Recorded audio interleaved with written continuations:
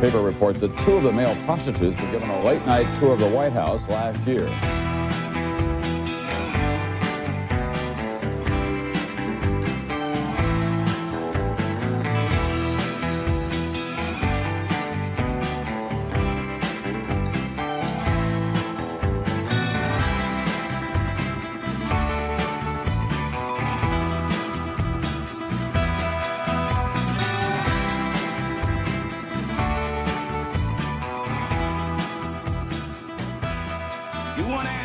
I think I'm entitled. You want answers. I want the truth. You can't handle the truth. Greetings, everyone. Welcome to the Nick Bryant podcast.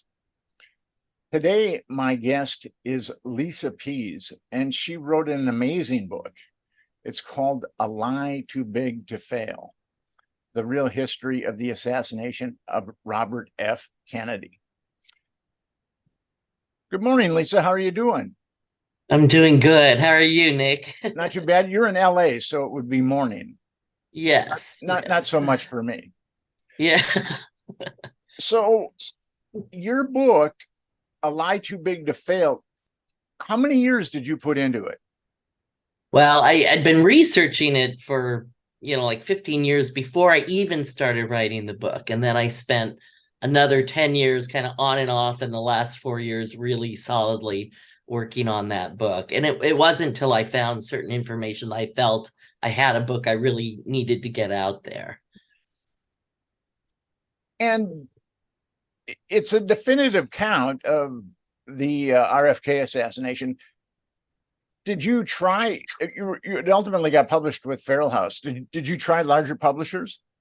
I had, in an earlier version, I had a proposal out, again, about 5 years into the process, and I had an agent, and not one of the publishers was interested. But I didn't have all the information I did, but I had worked with Feral House in the past on an earlier volume, and I believed in them. I knew they would not try and edit out the good parts. And, if I worked with a big publishing house, I felt they would probably try to tone it down and not let me tell the whole truth. So in the end, I only went to Feral House. I knew Adam Parfrey. I said, Adam, because he had urged me for years to write this book. So I said, okay, Adam, I'm about a year from finishing. Do you want to do this? And he's like, yes. So it ended up being a good partnership. And for a small publisher, they do very well. They get their books out there. I had a publicist, through Feral House. So not typical of the small publishers. So I was very appreciative and grateful for their support. When people spend years on a book, investigating a book, I really identify with that, because I spent 7 years on the Franklin scandal. And yes, which is an important story. And I haven't read your book yet, but I plan to. So, but I could not, I live in the Mecca of publishing, New York City, and I could get no agents to touch it and no publishers to touch it. So it gets frustrating when you put all these years into something. And yes, and you have it nailed down as good as you're ever going to have it nailed down. Right. But yet the mainstream media turns its back on you.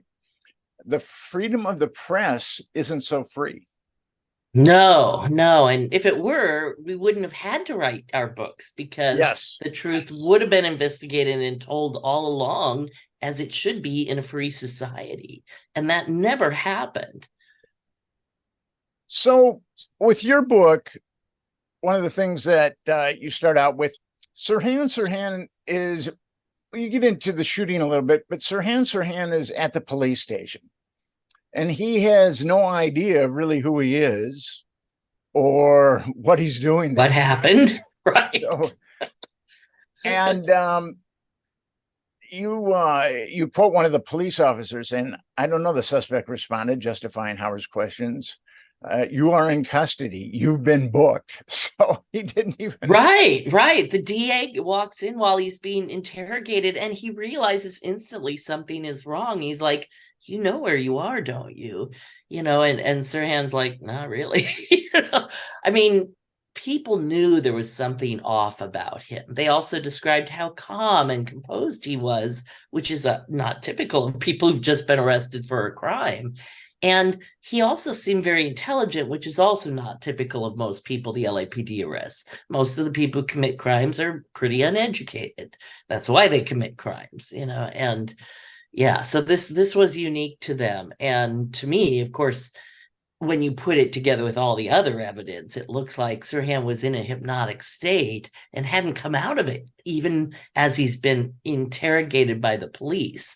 And most people think that if you're hypnotized, it'll be obvious that you'll look crazy or you'll be dazed or your eyes will be half closed. And none of that's true.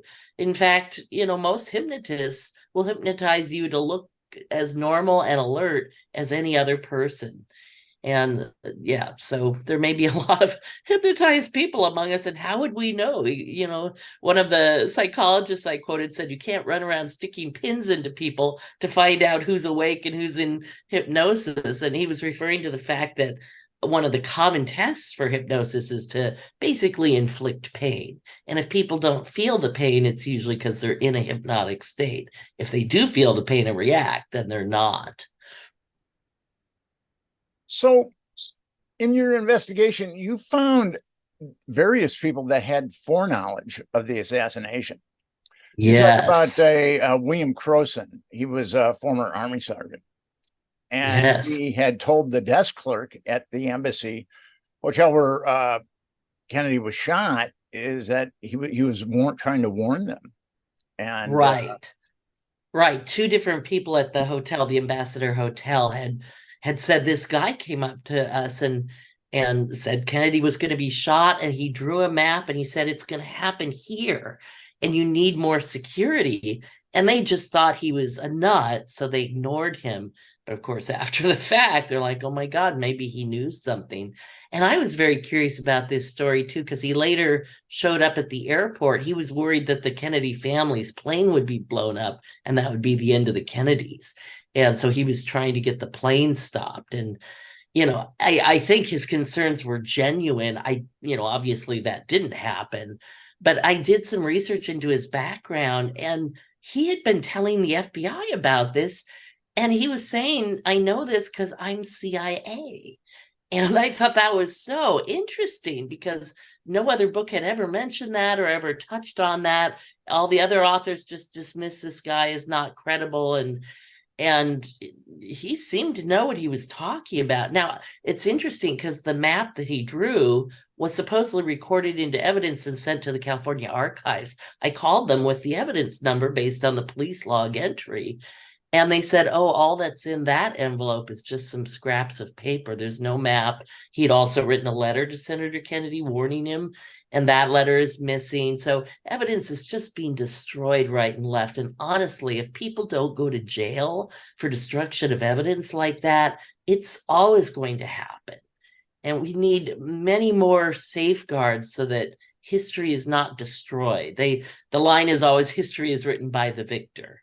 And because the victor has the power to destroy any evidence that contradicts their version of events.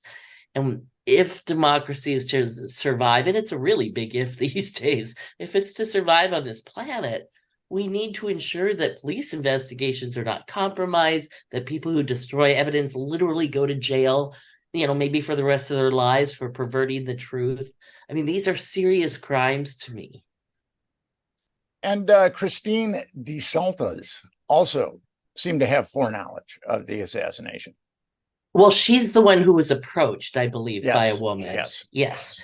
So Christine DeSaltis was working for the RFK campaign, and as she was leaving that day, when the night that Kennedy was going to be killed, she was leaving the campaign headquarters, and a woman kind of ran up to her car and knocked on the glass and said, you need to take me to the racetrack. I need to prevent an assassination. And the woman, again, assumes she's crazy. That sounds crazy.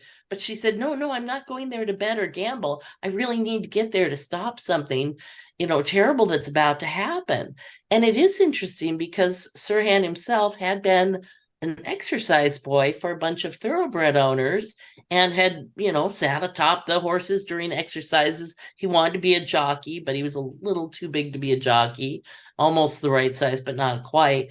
And of course, the racetrack, there's a lot of mob influencers, a lot of intelligence money there too. I mean, these things are all kind of a nexus. Hoover used to go to the track, and maybe this woman knew that. Maybe she was going to try and find Hoover there. I have no idea. J. Edgar Hoover, I'm referring to, the FBI director, loved to go to the horse races with Clyde Tolson. And in any case, when he wasn't wearing women's dresses. Yeah, right. Right. Well, that's how the CIA blackmailed Hoover. They got a picture of him early on. He was preventing the formation of the CIA and working his network in Congress and saying, look, I've already got a worldwide intelligence service. You don't need the CIA. I've got FBI agents in South America, all over Europe, some in Russia, blah, blah, blah. But the OSS guys wanted to run foreign intelligence. And so they literally blackmailed Hoover. They got a picture of him having sex with Clyde Tolson from a distance. Supposedly it was set up with the maid. And they used that then to silence Hoover. And years later, when he was talking to somebody about this case, he's like, I'm powerless against the CIA. There's nothing I can do. And I believe that the mafia also had compromising pictures of J. Edgar Hoover. Yes, and I think Angleton shared those with Yes. the mob because Angleton was very close to some top mob people. Yeah, the CIA and the mob in this country. But James were Angleton very was the head of intertwined. counterintelligence for the CIA. Yes, for And a 25 depraved, years. a very depraved individual. Self-admittedly depraved. Towards the end of his life, he basically said, I've done a lot of things that'll probably put me in hell, and I expect I'll see my friends there. He knew. Yeah. Mark Twain was asked, because he was irreverent, aren't you worried about going to hell? He says, I've got friends in both places. So, although I think Angleton's stay would be much longer than Mark Twain's. Yes. Oh my gosh. I wouldn't wish that on anyone. You talk about Michael Wayne also, who appears to yes. foreknowledge this of is the a character. assassination.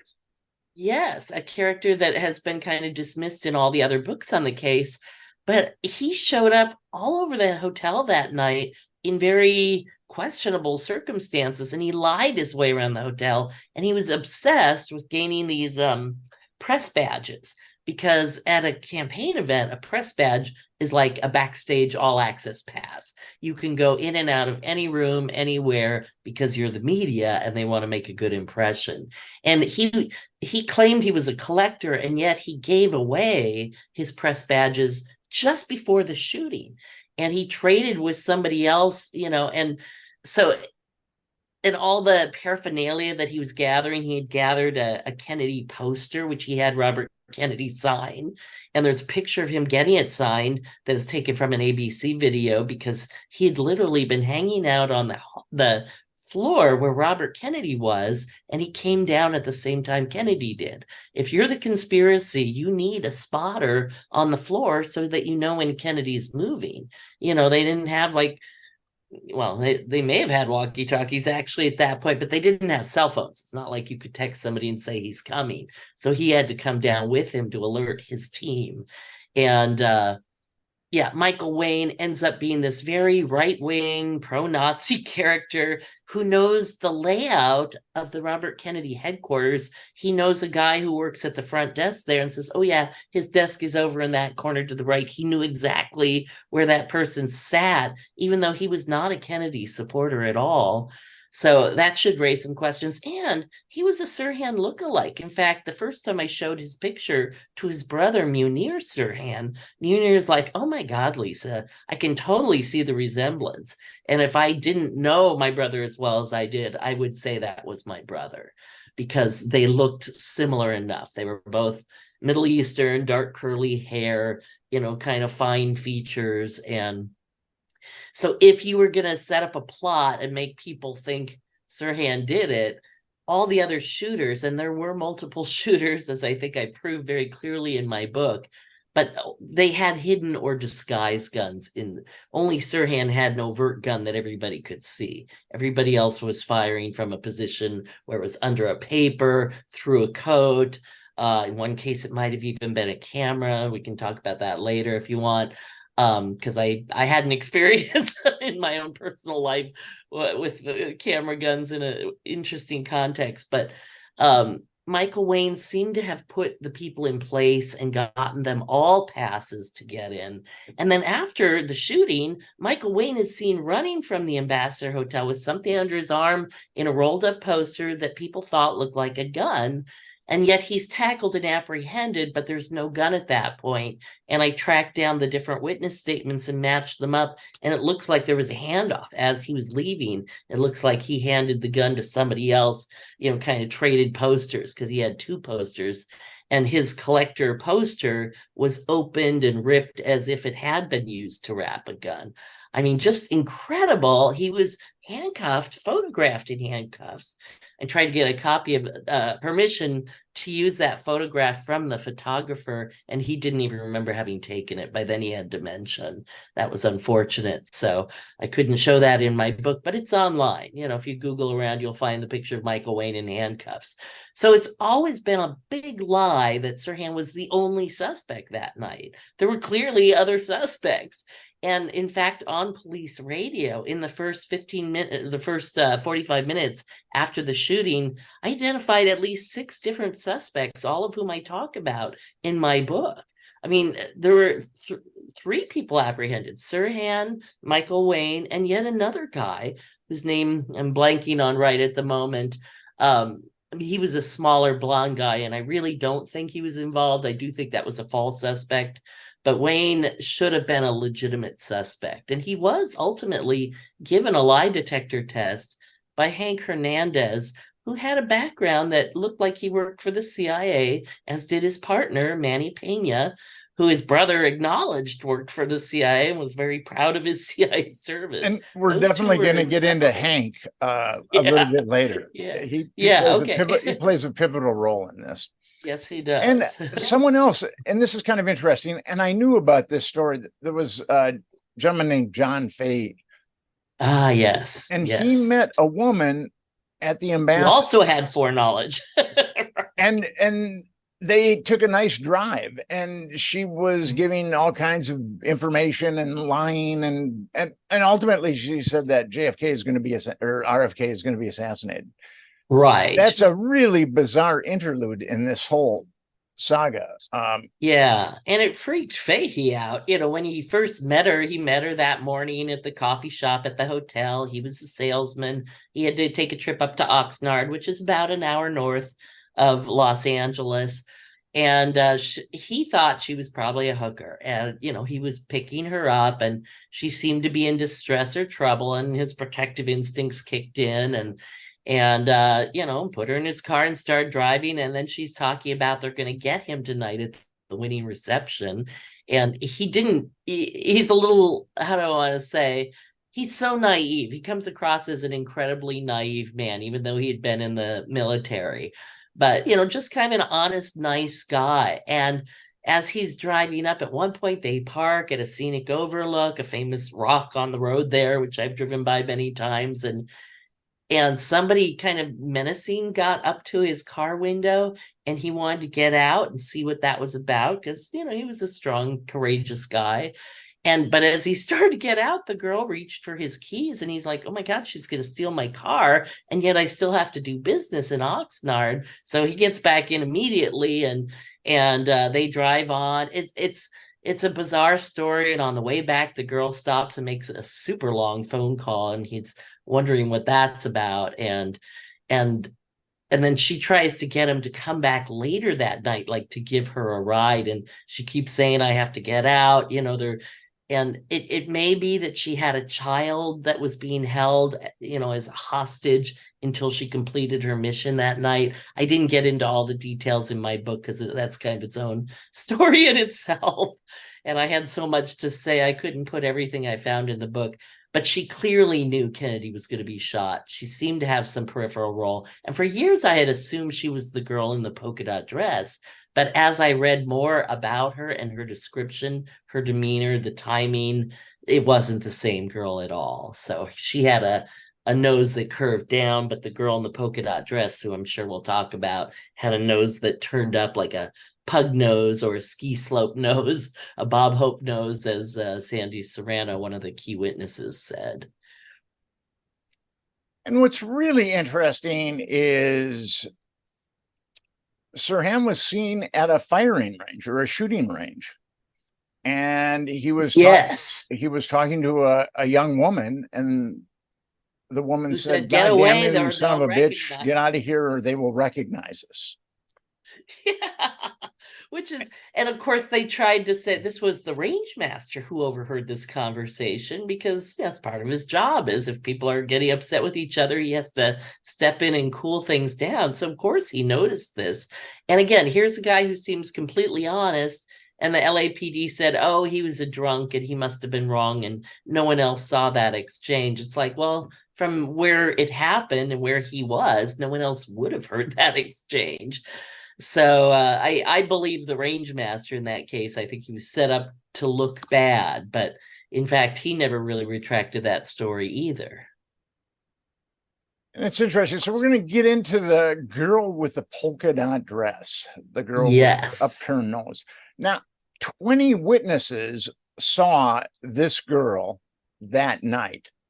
And according to the Los Angeles Police Department, no one saw that girl this night. And they saw her with Sirhan.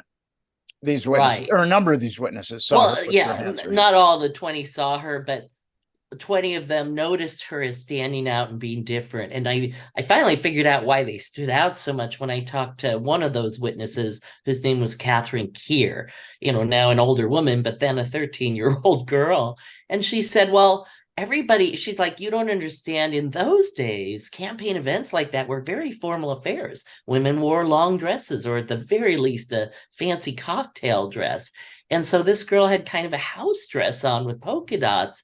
And so she really stood out as not being part of the crowd. And similarly, the men were in tuxedos or very fine suits, and Sirhan was in jeans. So you had these like three grungy people in this crowd of very well-dressed people. So they stood out. And she goes, and being 13-year-old girls, we were catty and we were kind of watching them and following them around and putting her down, not realizing that was going to be significant later. So there were really three people seen together: the girl in the polka dot dress, a man in a gold sweater who was close to Sirhan in height, but a little bulkier and a little taller, but not much, and maybe a little older.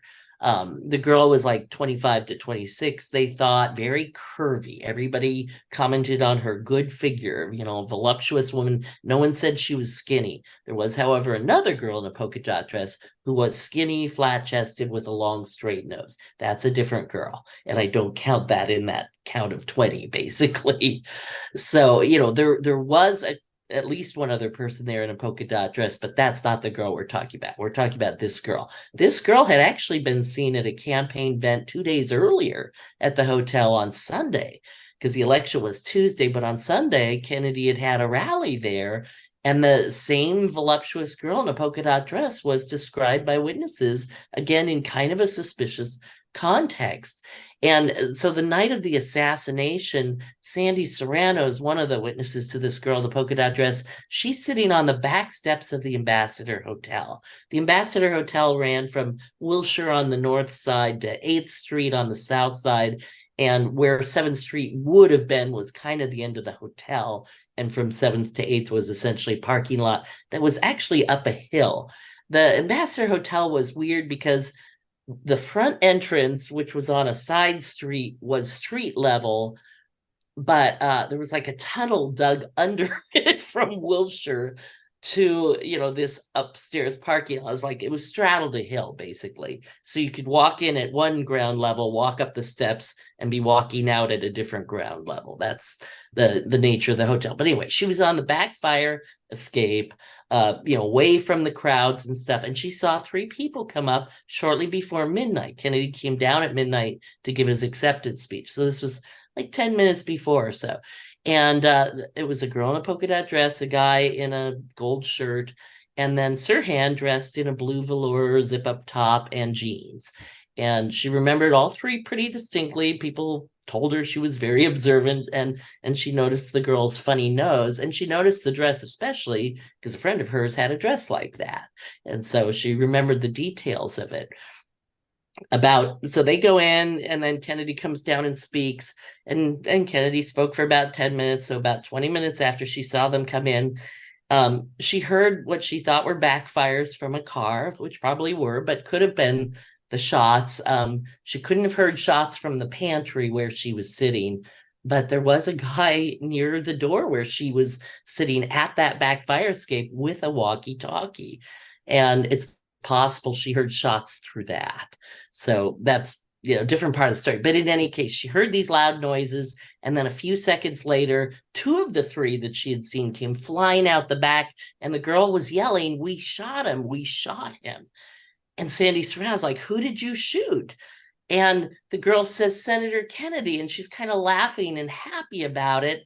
And then she and her, the associate in the gold shirt ran out into the back, disappeared into that back parking lot area. And Sandy's in shock because she's like, "Is this true? Can I believe this?"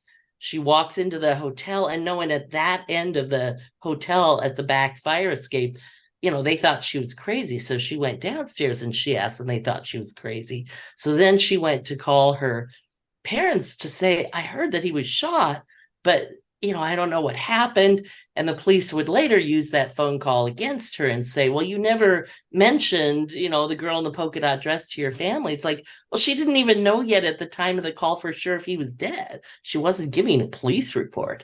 So, but as soon as she found out he was dead, she went to the nearest person or had been shot. He hadn't died yet. He died 26 hours later.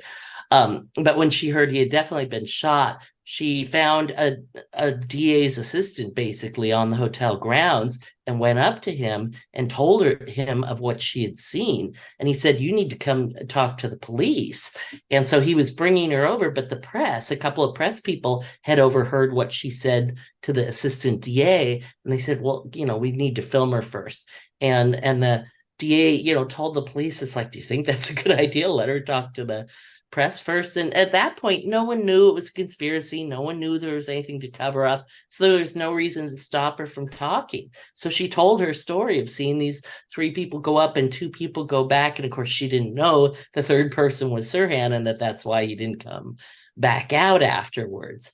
But this girl then is very suspicious. So as she's telling her story to the press, Vince DiPiero, who had been in the pantry and had also seen a girl in a polka dot dress with Sirhan moments before the shooting, he hears Sandy describe the girl in the dress. He's like, "I saw that girl too." And for a minute, they're allowed to sit and talk. And Vince said it was like less than 15 seconds before the police separated them because they don't like witnesses to pollute each other.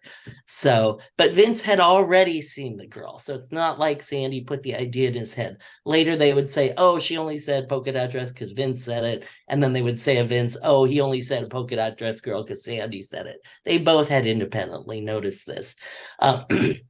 So let's go back to the pantry now. The Ambassador Hotel had a big ballroom upstairs called the Embassy Ballroom. That's where Kennedy spoke. He spoke on a little stage that had a little backstage anteroom area. And when he went out the back of that, he had the choice of going left down the stairs to the public victory party. The embassy room was invitation only, but the public party was downstairs and anybody could go to that.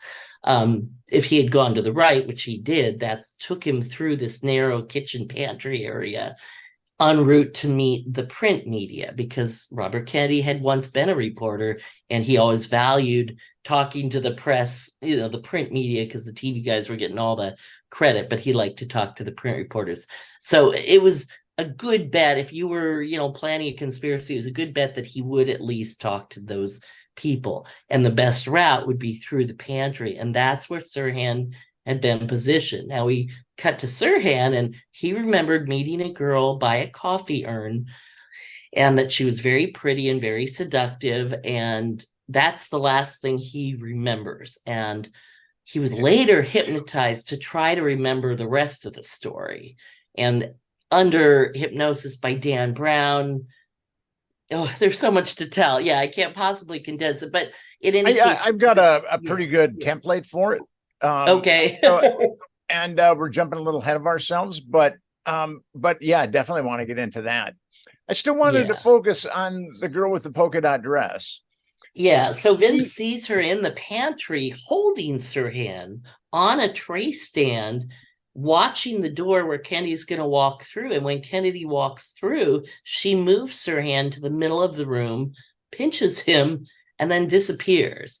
You know, immediately after the shooting, she's seen by several witnesses fleeing with another man, you know, fleeing out one of the doors of the pantry. And then again, that's where Sandy Serrano sees them going out. And there was an older couple too that saw her and someone else fleeing. Yes. And they were shouting, "We shot him," in a state of glee, as you say in your book. Right. That older couple tried to track down that story. All records of that appear to be gone, except for a handwritten note from Paul Sharaga, who insists this really happened. And I find him very credible, but Sharaga did confuse an early report. And Sharaga was a police officer in LA. Yeah. He was a police officer who literally happened to be driving by the hotel at the moment of the shooting. So he quickly pulled into the parking lot and set up a command center because he was an old, experienced guy and he knew what to do. And then his communications went out for 20 minutes right after they identified that third suspect whose name I'm blanking on, but it's in my book, Terry Lee Frazier. That's his name. As soon as he discovered that, his communications went down for 20 minutes and then they came back up. And by then the police are like, wait a minute, we already have a suspect at the station, Sirhan.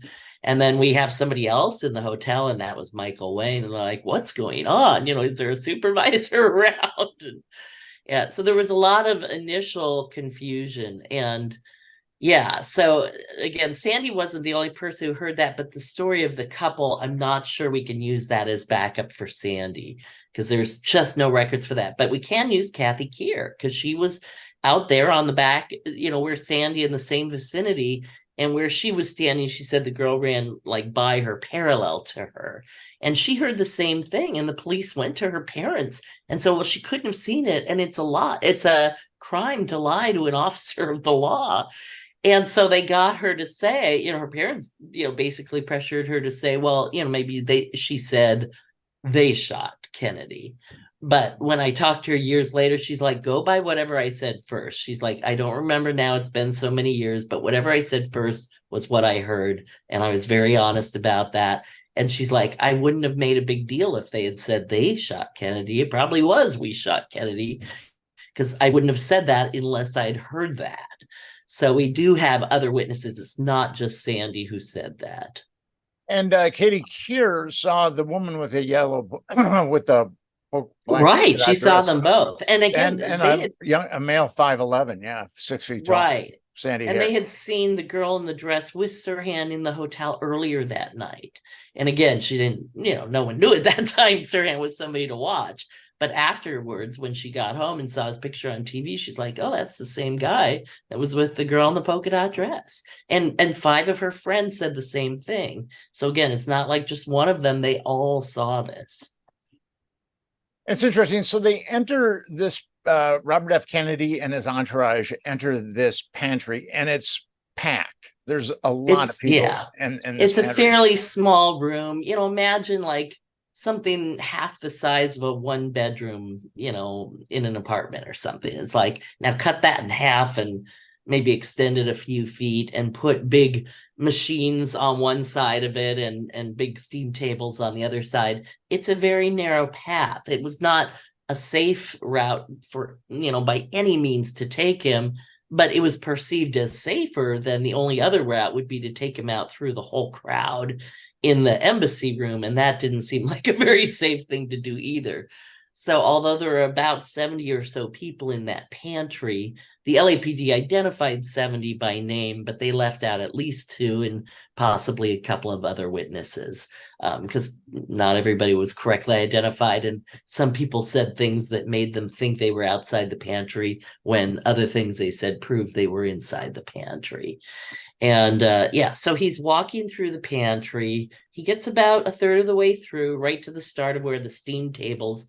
There are these big metal tables where people put food, and it's a staging area, and you lay out the cups and the plates and, make sure everything is as it should be before the tray is carried out to whatever room it's going to or whichever event.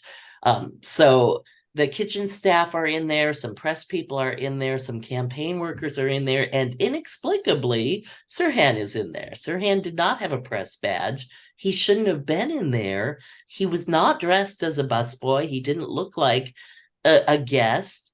And there were security guards at both doors, one of which was Thane Eugene Caesar. As Kennedy walks through the door going west to east through the pantry, Caesar picks him up the second he enters the door. Caesar's right there. He takes hold with his left hand of Kennedy's right elbow, and he's leading him through the pantry. And it sounds like you want to jump in. Yeah, go ahead. Well, it's a number of people. There were a lot of pictures taken of the pantry at this point. Scott Inyard was a high school student who took a number of pictures that he gave to the LAPD, stressing that they were very important to him. And 40 years later, I mean, he won a suit. Yeah, he won a suit against the LAPD to get his pictures back. His pictures really showed, I believe, what went down that night. And he did win a suit against the LAPD where he'd be able to get his film back. But the film was being ostensibly stolen. It was literally stolen well, no, his photos were literally stolen. Supposedly they were from the coming courier's from car, the archives to LA, about a 4 or 5 hour drive. The driver stopped for gas. And when he, put the gas in the car, he probably went inside to, use the facilities, came back out, and the photos were no longer in the car. And whether that was a setup and the guy made sure the photos were stolen, or whether, the courier was in on it or not, in any case, those photos never arrived. And yes, and now I will say that Scott Inyard has not been entirely truthful. For example, he identified a picture of himself which was clearly not him. It's actually somebody else. And for him to say that was him and proved he was in the pantry was an overreach he didn't need to do, because the LAPD's own records show he was in the pantry. Now, interestingly, they did not put him on that official list of the 73 people or so who had been in the pantry. But he was, and it's in his original statement to the media. The cops understood it. They asked him questions. And at that time, all he was concerned about was getting his pictures back. He never said, I saw a shooter or this or that, at least in the records that we have. Now, the only reason, however, to leave him off the pantry list is if he had seen something, because the other guy who was left off that list, who was also provably in the pantry, who the DA later acknowledged was in the pantry, was Don Schulman. And Schulman saw this guy, Thane Caesar, when the shooting started. He said Thane Caesar pulled out his gun and fired it 3 times. Now, he said he hit Kennedy all 3 times, but he later clarified, I didn't mean the guard hit Kennedy. I don't know who hit Kennedy, but the guard definitely fired his gun at least 3 times. Well, and that's interesting. Yeah. Go ahead. Well, let's set this up. So Kennedy is walking through the pantry and right. And again, he gets about a third of the way there. He stops to shake hands. Sirhan is on the other side of the pantry. Well, he's in the pantry, kind of right in the center, essentially. So Robert Kennedy gets within about 3 feet of him. Yeah, and that's the closest he got. Robert Kennedy got, and they're facing each other. Witness account. Right. And again, by the witnesses who saw them both during the shooting, which to me are the only ones that matter in terms of the distance, Sirhan's gun muzzle, when the police got very specific with those witnesses, they said the gun muzzle was about 3 feet from Kennedy. So not Sirhan's head being 3 feet in his arm covering the distance. They said the gun muzzle was 3 feet in front of Kennedy. And yet Kennedy shot 4 times, all from behind and all from a distance of not greater than 1.5 inches, all 4 times. So Sirhan couldn't have fired any of the shots that hit Kennedy. And this is astonishing. And it's my first article on the case, I called it the grand illusion, because in a magic act, when you see these big acts, where the magician is like walks into a box and then the box is hoisted up in the air and then the box is still in the air and the magician's walking through the audience. I mean, that's obviously, he can't be in the box at the same time that he's in the audience. How did he get out of the box? Or did he even get in the box in the first place? And, or was that the trick? Was that the illusion? And so with Sirhan, Kennedy's coming forward. Sirhan pulls out a gun. His arm is level and he starts firing. And this is Kennedy here. This is Sirhan. He starts firing at him. Now, if Sirhan were firing bullets, his first shot was pretty open. He literally would have hit Kennedy in the chest, right in the heart. If he had any bullets in that gun, he would have punctured him from the front because his first shot was completely unobstructed. But that's not what happened. Like I said, Kennedy's actually being shot from behind. What happens is Sirhan is firing blanks, pulling focus. Every eye in the room now goes to Sirhan. He's got a gun, it's firing. They see sparks coming from the gun. They see flames coming from the gun, which, by the way, are signs that a blank is fired, because when you fire a bullet, you don't get sparks or flames coming from a gun muzzle. That's a Hollywood effect that they do. And so people who watch movies assume they saw the bullet come out of the gun because they saw the sparks come out. But that's actually the proof that they didn't see a bullet. So in any case, Sirhan is firing. He gets 2 shots off. And then Carl Yucker, who is right next to Sirhan, in fact, Sirhan's reached around Carl's belly to fire at Kennedy for that perfectly clean, clear shot with his arm level. Paul Schrade says Sirhan fired and hit him first. That makes no sense, because Sirhan would have literally had to be aiming at Paul Schrade to do that. Sirhan was short. Paul Schrade was very tall. It's like 6'4". Sirhan literally would have had his gun at an upward angle, and the witnesses said no, his gun was perfectly level. So we know that he didn't hit him on the first shot. Well, we know that he didn't hit anybody on the first shot, because there would have been a hole in Kennedy's chest if he had.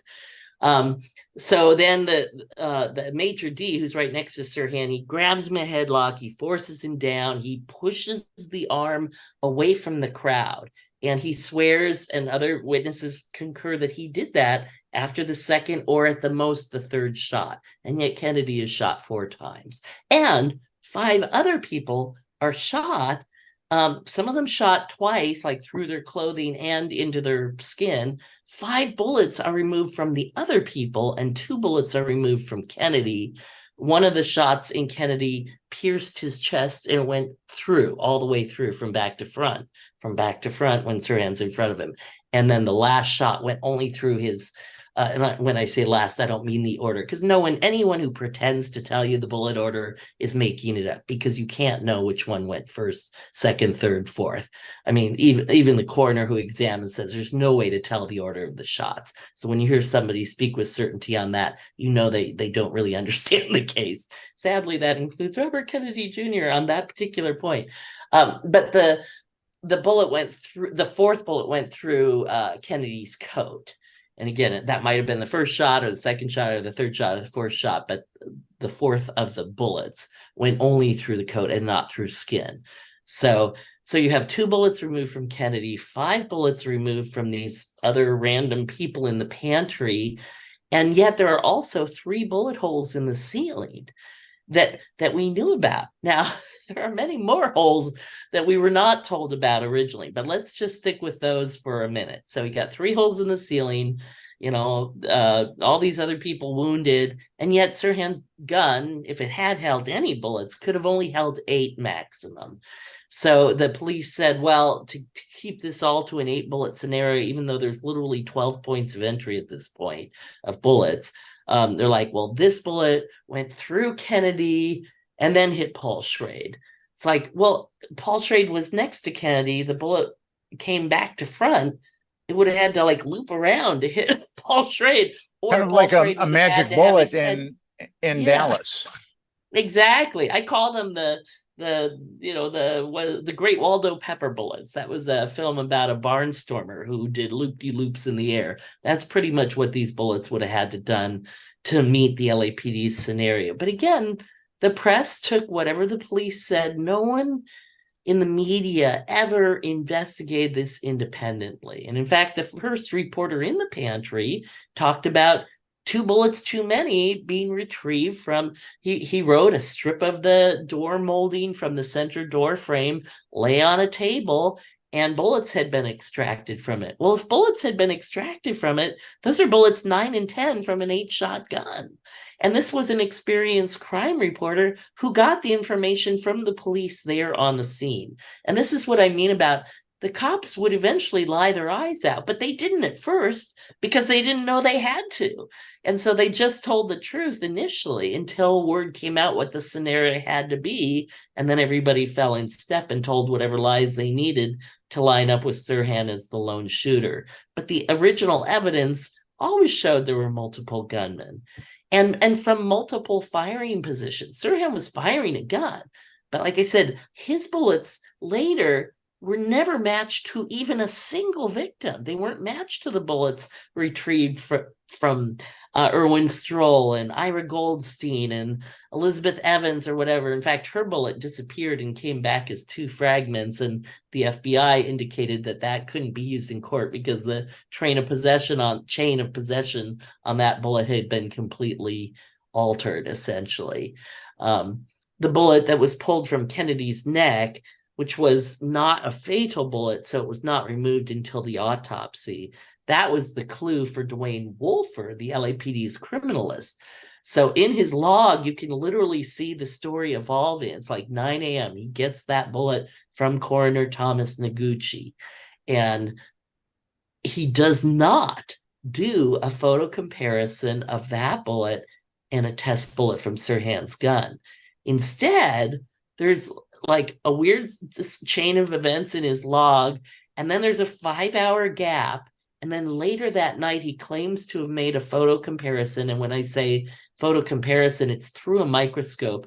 They had a microscope that would look at 2 bullets, because when a bullet comes out of a gun, there are striation marks on it, little ridges and valleys created by metal imperfections within a barrel that are usually unique to that barrel. And as they come off the assembly line, there are minor differences between guns. And so that's how they usually match a bullet to a gun, or at least one bullet to another bullet. And so Wolfer claimed to have made a match between a Kennedy bullet and the Ira Goldstein bullet in his log. Now, we find out years later that bullet was not the Kennedy bullet, because the bullet should have been marked TN31 on the base, and instead on the base it said DWTN, which is not the same bullet. And the other bullet should have had an X on the base, because that's what the doctor put on it when he retrieved it. That bullet, when a panel in 1975 looked at it, had nothing on its base. So the panel inscribed a 6 just so they could distinguish it from the other bullets. So what Wolfer had done is he dummied up 2 bullets, took a photo, and when that photo was given to this panel, they were originally told it showed a match between a Kennedy bullet and a Sirhan test bullet to prove that Sirhan had killed Kennedy. And the panel found, no, that's not true. That matches the bullet that was in the Goldstein envelope. In other words, they dummied up a victim bullet and the Kennedy bullet, and neither of them matched Sirhan's gun, which is just astonishing, because honestly, if Sirhan's bullets had matched anybody in the pantry, they would have just lost any of the bullets that didn't match Sirhan's gun. They would have said, well, we couldn't match any of the other bullets, but look, Kennedy's came from Sirhan's gun, and isn't that enough? But Wolfer, he must have been able to tell by looking, because like I said, he didn't even try to match Sirhan's gun. He knew there was no match. And that could be because when he saw Sirhan's gun, it was clear he'd been firing blanks. The cartridges were still in there. And if he'd been firing blanks, they would have been crimped a certain way. And those shells, by the way, were supposed to be part of this 1975 reinvestigation of the evidence.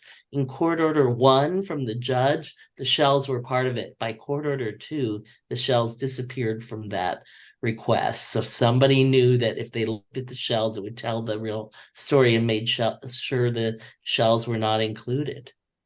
Well, it was interesting. There's a number of things here that are very interesting. Dwayne Wolfer, who's manipulating this evidence, he is not the paragon of veracity. And a prior case has shown that he is not the paragon of veracity. Right. The California Supreme Court stopped just short of charging him with outright perjury in an earlier case where he actually admitted to swapping a bullet. I mean, it's funny because I had a friend at the time as I was writing my book, one of my work friends was volunteering at the DA's office, which I didn't even know you could do. But yeah, I mean, I'm sorry, he was volunteering at the public defender's office. I didn't realize they took volunteers, or I probably would have tried that years ago. But he said they get a manual. And in the manual, one of the things is make sure the bullets have a legitimate chain of possession because the police are known to make up and dummy up the physical evidence. And Wolfer was especially known for that in LA. In fact, years later, I found like an article in the 80s in the LA Times that said people would joke in the LAPD about a Wolferism. He was like a joke when somebody made a false identification or dummied up the evidence. So this was an unknown thing. And I guess at that point in time, yeah, it's like if you want to have a conspiracy, you're going to go to the place where you've got the criminologist under control. What they had on Wolfer, whether he was a volunteer, whether he was an asset, whether he was just easily compromised, did they buy him off with money? Who knows? But Wolfer lied, and the courts knew he had been a liar. And Linda Blair, I'm saying that name wrong. But an attorney in Los Angeles actually sued Wolfer and tried to get him removed because he was about to get promoted a few years after the assassination. And she's like, no way, this guy is a liar. He dummies up evidence. And she had 4 different cases where she went through all the evidence of how he had corrupted the evidence. And the Sirhan case was one of those. So he then slapped her with a $2 million defamation suit. And Moldea uses that as like, well, see, Wolfer must have been telling the truth because no way would he have done that if he weren't telling the truth. But what Moldea doesn't tell you is that a few days before that case went to trial, Wolfer quietly withdrew his defamation suit, probably because he knew that if he went forward, she would be proven right and he would be proven wrong. So that case was quietly dropped. Your book delineates a number of examples of where he wasn't telling the truth. Yes. And getting back to the pantry, so this is kind of interesting. The LAPD goes through the pantry, and they're not the first ones there. In fact, the sheriffs beat the LAPD to the pantry. They were literally counting the votes next door. It was the first time we had a computerized election. And that's interesting because there is somebody who ties the sheriffs and Mayhew together, and Thane Eugene Caesar together. And that's Robert Mayhew, a CIA cutout, as they call it, who worked for Howard Hughes, but was doing CIA work, including running the Castro assassination plots that the Kennedys hadn't been told about. And Mayhew was in bed with the mob in Las Vegas.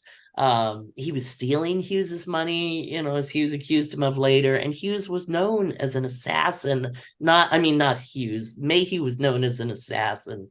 Not that he would pull the gun himself, but he would run assassination plots. And that's why Hughes hired him, was to get rid of some people who were bothering him.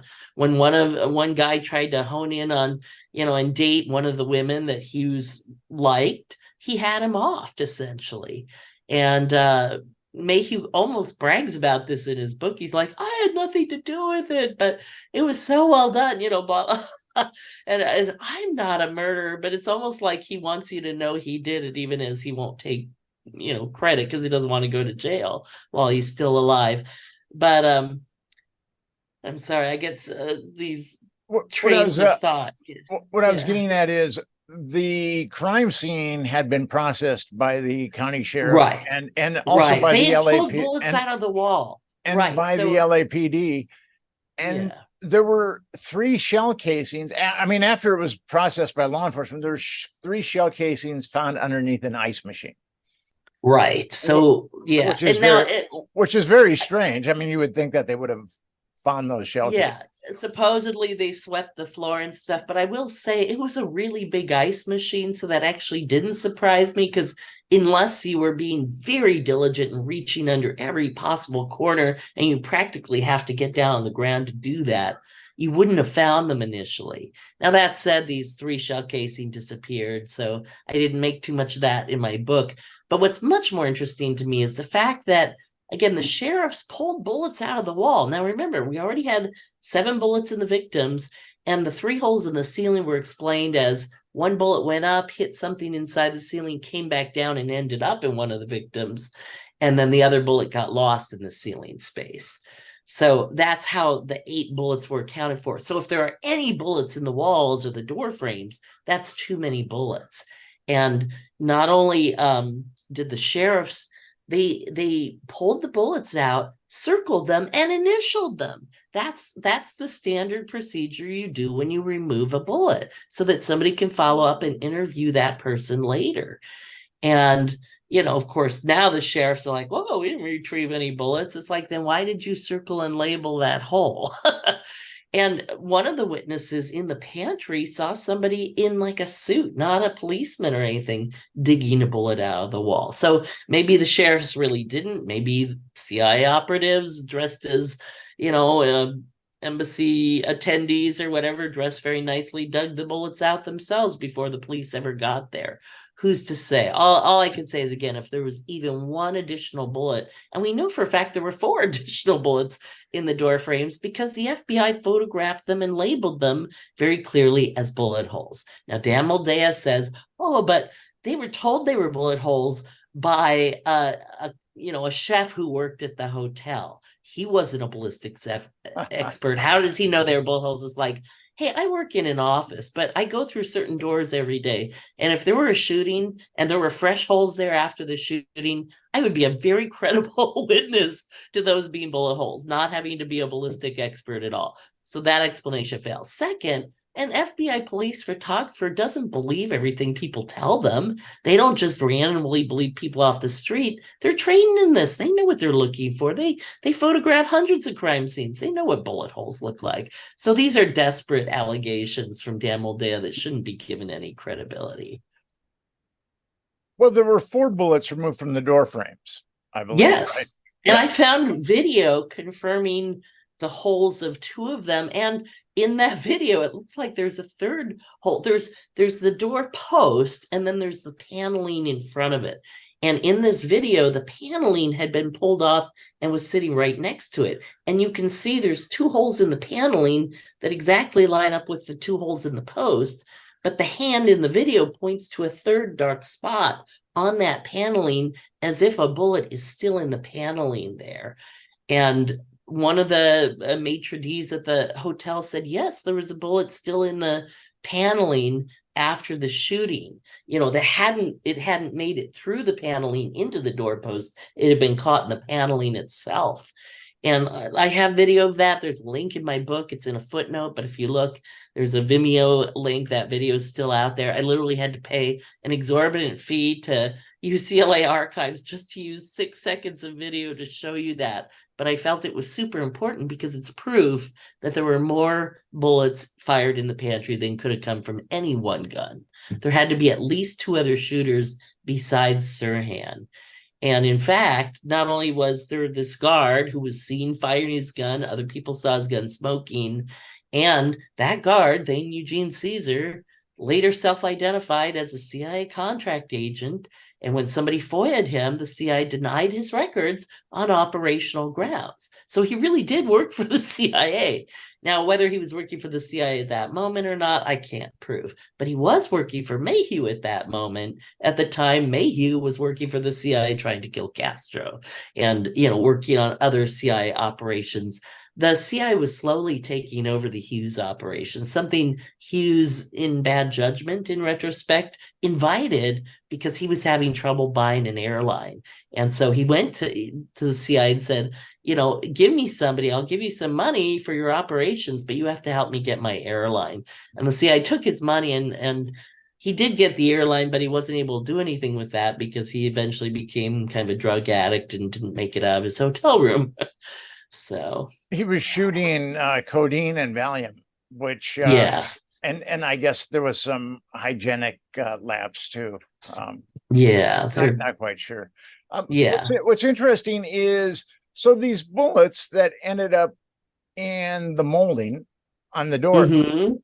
the LAPD burned that evidence, They burned the door frames, yeah. So the bullets which with is, I them, mean, yeah.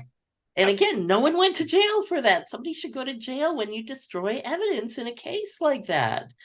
and It's crazy. and this is probably the most, or one of the most famous murders in California history, It should be. if not the most infamous. One of the most consequential. Yeah. And Because he would have been president. There was a very good chance he would have been I president. believe that he would have been president too. And here we have the LA police burning evidence. I mean, and Right. there was also 2,400 pictures burned too. Yeah. And what's interesting is they kept about 300 photos or something. And I've been through all of them and they show nothing. It's like, if you're going to burn photos, why don't you burn the photos that show nothing instead of the ones that probably did show something? They didn't just burn them. They took them to a hospital incinerator under guard to burn them. You don't do that unless you're literally trying to hide something and making sure it's completely destroyed. How people cannot see this, that the LAPD knew it was a conspiracy and literally went to great lengths to destroy all the evidence that it was a conspiracy, is beyond me. In your book, Now, gonna make me want to drink too. Well, one of the parts in your book that I had problems with initially was, you said that Sirhan was firing blanks, because I knew of all the bullet holes in the pantry. Right. And I thought to myself, because I was thinking that there was maybe one assassin in the pantry, and that Sirhan, a lot of those bullets ended up in Sirhan's bullets ended up in the victims, and then the other assassins. That's what Paul Schrade believes, right? And, ended up in different parts of the pantry. But you make an interesting point, because bullets were coming from the front and they were coming from behind. And your point in your book is that if you were a skilled assassin, you would not want Sirhan shooting bullets at you. Right. Yeah. So, if I'm standing right behind Kennedy, I'm directly in Sirhan's line of fire. And if you're the planners of the conspiracy, you don't want to risk Sirhan killing your assassin before he gets the job done. So when you initially proposed that, I was a little dubious, but then I came around to thinking, yeah, that sounds rational. Definitely does. Yeah. And then you have all the both ear witness and eyewitness reports. Like I said, people report seeing flashes coming out of the gun. They reported seeing a little shower of paper, which you also see when a blank is fired, because a blank is a wad of paper that flash burns and it comes out as ash, basically. Rafer Johnson, an Olympic decathlon champion, said it looked like a starter gun throwing off residue, because that's what a cap does. It throws off this little ashy paper residue. And so you have very credible witnesses to that. And then you have a ton of ear witnesses, including the Attorney General Norbert Schley, or I think he was an Assistant Attorney General, Norbert Schley, who'd been in the Army. He's like, hey, I've heard a lot of guns in my life. That sounded like a cap gun. That did not sound like a real gun to me at first, until people started, falling down dead. And again, the CIA has different weapons that don't even look like guns. For example, if you go to the CIA museum in DC, you can see a cigarette case that's actually a gun. It just looks like a cigarette with one cigarette being pulled out. And yet there's a hidden trigger and it fires a 22. There's a different gun that's so small it fits in the palm of your hand and is attached to what looks like a wedding ring. And when you move your finger, it fires a bullet. The Navy had a weapon where it hid a gun in a white glove. And if you put your hand up to somebody's head, there's like a piston mechanism. Just the pressure would release the bullet into somebody's head without anybody seeing a gun. And then there's, just the shooting through a purse. I wanted to talk about the camera guns again, just because I had a personal experience with this. When I was a kid, I think I was 13 or something, Gerald Ford, the president, came right by our house. I used to live on Embarcadero in Palo Alto, California, and that's the road that you take when you exit the freeway and head to Stanford, and that's where Ford was speaking. By the way, that was the day before Sarah Jane Moore shot at Ford and almost killed him. And she had threatened to do it. And so she was literally going to be detained that afternoon because she originally had threatened to kill him in Stanford. Now, of course, I didn't know any of that at the time. And I'm standing at my doorway and I put up my little plastic Kodachrome camera and I'm trying to, take a picture of the president. And suddenly there's this big megaphone, put the gun down, put the gun. I mean, he didn't say, he said, put the camera down. And I'm like, I'm not allowed to take a picture of the president. I was so shocked by that, but it was because a camera can be used to conceal a gun. And the military knew that, and the Secret Service knew that. And, for all they knew, I was Sarah Jane Moore trying to kill the president that day. So, and she did take a shot at him the next day. So one of the witnesses described how it sounded like the shot. She said it almost sounded like glass breaking. She said like glass bulbs on a camera breaking. And I thought, if you're shooting bullets and they're coming from a camera, maybe they're coming from where the bulbs are and they're coming right through the bulbs, So there are many other guns that could have been present that people wouldn't have noticed. But that said, there were at least 4 different guns seen in the pantry by different witnesses, only one of which was Sirhan's gun, and one was Caesar's gun, but there were at least 2 other sets of guns, or 2 other guns that were seen. And somebody saw somebody go right up to Kennedy's head and shoot him. 2 people actually said a guy in a white busboy uniform went right up to Kennedy and shot him. Both of them thought it was Sirhan because whoever it was obviously looked enough like Sirhan to be convincing. One of them completely argued with me on the set of Bobby, where we were both extras. And he's like, no, that was Sirhan. I'm like, Sirhan was arrested wearing a blue velour zip-up shirt and blue jeans. He was not wearing a white jacket and black pants. It goes, it was Sirhan. It's like, well, it couldn't have been Sirhan. I wasn't going to keep arguing with him, but it couldn't have been Sirhan. And when he told me his story, I originally discounted it until I read a different witness interview. And this was George Plimpton's wife. By the way, George Plimpton had been a CIA media asset. I don't think he was there. The Paris Review was Kennedy. A CIA asset, yes. Exactly. But his wife, Freddie Plimpton, had seen Kennedy a week earlier when he'd been in San Francisco, and there had been firecrackers that went off, assuming they were firecrackers, in the middle of his event. And Kennedy had ducked, and, they formed a protective shield around him. And she thought at that point, she's like, oh my God, he's so vulnerable. If there ever were a real assassin, where should I look? And she decided, I better look at his head. And so she had mentally practiced doing this. And so when the shooting happened, she looked at Kennedy's head and said, I saw an arm go right up to his head. She said, I didn't see a gun. I don't know why I didn't see a gun. But she said it was the same guy she had seen in a white jacket sitting with the other busboys earlier that night. And again, that wasn't Sirhan. And the police told her, well, it had to have been Sirhan. And she goes, well, at this point, I'm very confused because, you're telling me only Sirhan did it. So maybe they were the same guy, but then you're saying they can't be the same guy. And, most of the witnesses would back off if the police said you're wrong. That's not what happened. Most of the witnesses just changed their story to match the police. She allowed herself a little room for confusion, but what she described is exactly what this extra on the set described. And that guy was whisked away by plane and flown to Australia for what was like a 5-minute interview. And then he was wined and dined for a couple of days before he was allowed to go home. And he's like, I never understood why they flew me all that way and entertained me when all they wanted was 5 minutes of camera time. He's like, why didn't they just put me in a studio in Hollywood and beam it to Australia? And I'm thinking, I know why they did that, because your story is of the real assassin, and they didn't want anybody in the American media to hear it. So they sent you far away, and on his plane, he ended up seated next to an oil executive, which is a common cover for CIA agents who probably wanted to understand what his story was. And, by the time he got back, he told his story. There was no urgency to it. He thought it was Sirhan, and Sirhan had been arrested, and that was the end of that as far as he was concerned. So, but that was not Sirhan. So thus far, we have Sirhan in a hypnotic state when he's arrested. He doesn't know who he is or where he's at.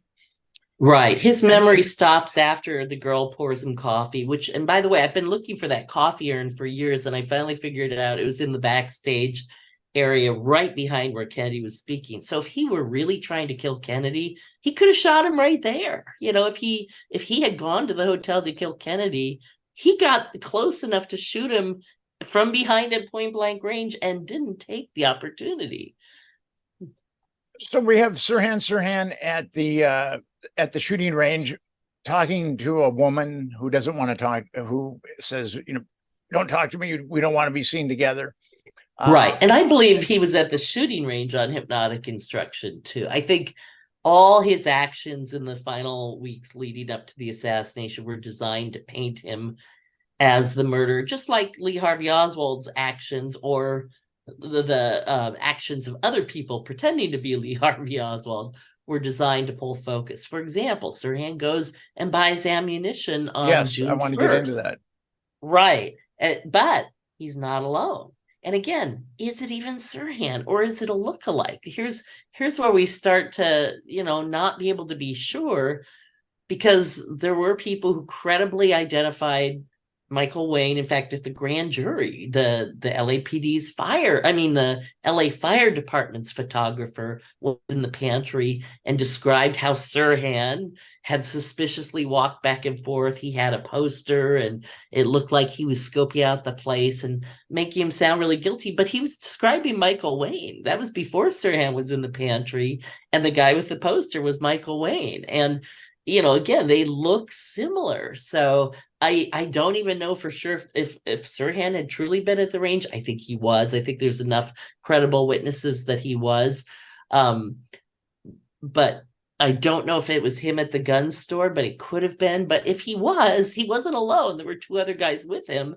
And the owners of the store remembered that, because those same two other men had been in there seeking tank-piercing ammunition about a month before that. And that's not a common request in America. A little gun shop in Pasadena, people don't usually come in requesting tank-piercing ammunition. So that stood out in their mind. And when they came in again with a third guy, they remembered him. And then, 5 days later, they see him on the news. And it was clear that it was the same guy. And the police very much wanted to use them as witnesses to paint Sirhan as buying his ammunition a few days earlier. But they wanted to remove all suggestion that he wasn't alone when he did so. So before we get into Pena and Hernandez, we have Sirhan in a hypnotic state. We have Sirhan at the shooting range with a young woman who said, get away from me. We're not supposed to be seeing each other. We have Sirhan with a number of, with at least 2 or 3 people, and the girl in the polka dot dress that the LA police say didn't exist. Mm-hmm. And then we've got all these bullet holes in the pantry, and Sirhan was approaching Kennedy from the front and didn't get within 2 or 3 feet of him, but yet the shots that killed him. Yet he shot him from an inch behind his ear. Right. An inch behind his ear. Yeah. And 3 other times behind his armpit, basically. Yeah. And then we also have Sirhan with 2 other individuals buying bullets, hollow point bullets. Right. And yet he's a lone nut. And everything that I have just said, that you have a lot of corroboration for, is nowhere in the official story. No. That's actually why I wrote this book. Is I literally stumbled across the LAPD's files of their investigation at the local library. I used to go on my lunch hour and read about the JFK case. One day I opened the wrong drawer and found the LAPD's investigation. And at that point, I knew enough to know good chance it was a conspiracy. And those files had only been released 4 years earlier. And I thought, maybe I'll find things in them that no one else has told me. And almost from the start, I put in, they was all microfilm reels, or like 27 microfilm reels. And so I think I put in reel 5 at random or something. And And they were talking about Michael Wayne being arrested and these other things happening. I'm like, oh my God, there's a whole different story in these files than what we've been told. And it's not even close.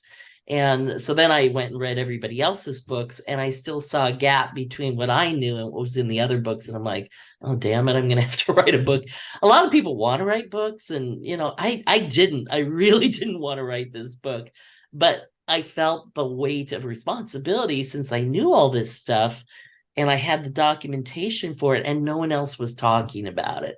And so that's actually why I wrote the book. It is a completely different story. And I forgot to mention, with those variables, there was also pre-knowledge. People displayed some pre-knowledge. Yeah, at least 4 different people. I think even there might have been one other woman. Yeah. And one the woman LAPD, had written there was an all points bulletin that the LAPD canceled too. So right. And that original bulletin disappeared from the record. Other researchers tried to find it because they originally had an APB out for the girl and the guy in the gold sweater. But the second APB came out with only looking for the girl, and the guy in the gold sweater just disappeared from the record, which I thought was interesting. But they kept that APB on the girl in the polka dot dress for 2 weeks, even as they're saying there are no other suspects. Clearly she was a suspect because they were trying to find her, and never did.